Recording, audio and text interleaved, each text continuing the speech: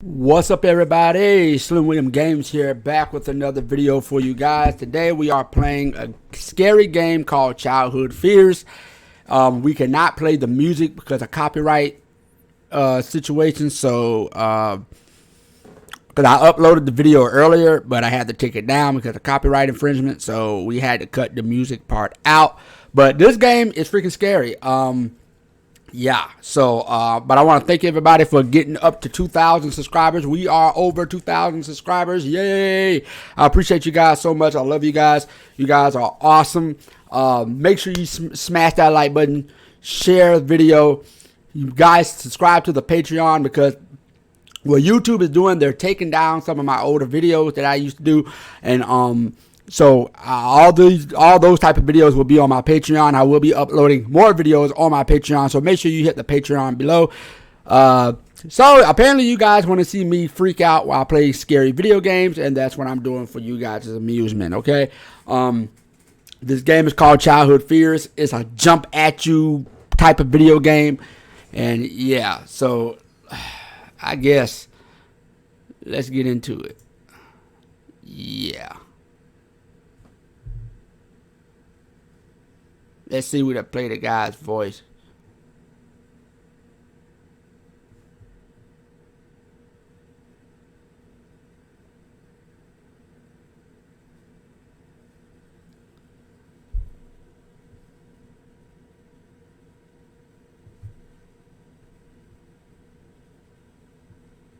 Well, let's see if we can play the guy's voice. Hold on, because I don't believe it's music.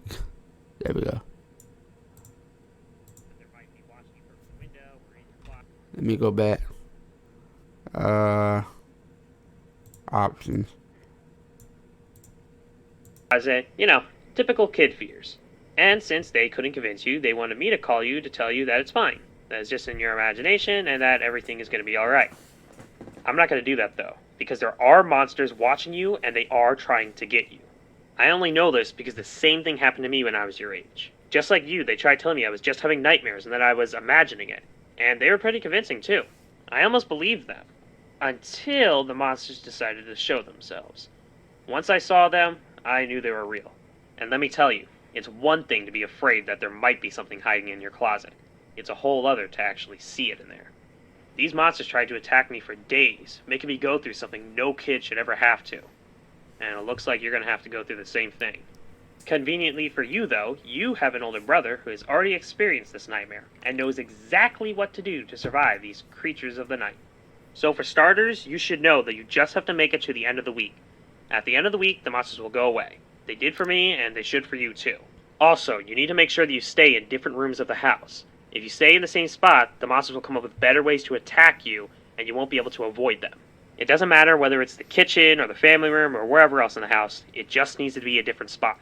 This way, it'll throw the monsters off, and their attacks will stay the same. Speaking of rooms, what room are you in tonight? The top bunk in the bedroom. Well, in that case, you're only going to have to deal with a few monsters. That being said, things are not going to necessarily be easier just because there's less of them. Anyways, staying on the top bunk means that you're going to be dealing with the Grymph, the Beetle, and the Shadow. So, to start things off, let's talk about the Grymph. So, when it comes to the Grymph, think of something like a lion or tiger. Some sort of predator of sorts. He'll try to sneak attack you by hiding and getting the jump on you. Just make sure if you see or hear him, flash your light at him. I do not like this. See, one thing you should know about monsters, light hurts them, even if it touches just a little part of them. So think of your flashlight as a type of sword. It's going to be very important to you throughout the week. So next up is the Beetle. Don't let the name fool you, he's not a normal bug. He likes to hide in small, dark places. Of anything, he's probably in the vent right next to you now. Just like the Grymph, all you need to do is flash him with your light. Just make sure you're fast though, because he is a little quicker than the Grymph. And lastly, but certainly not least, is the Shadow. Once again, you'll need your flashlight to fight off the Shadow. However, the Shadow is smarter than the other two. He'll try to avoid the light by shifting around the room. As he does this, you need to make sure you keep flashing him with your light until he gets real close. Once he gets really close, just flash him one last time to finally make him go away. So that's all the monsters for tonight. I know this is a lot to take in, but you need to remember it if you want to survive. I'll call you again tomorrow to guide you on what to do then.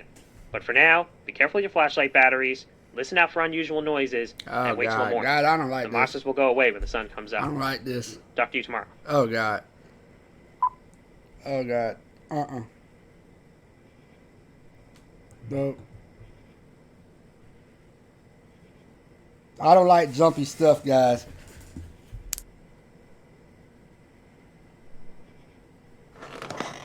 Oh, God. I'm just going to use my flashlight, guys.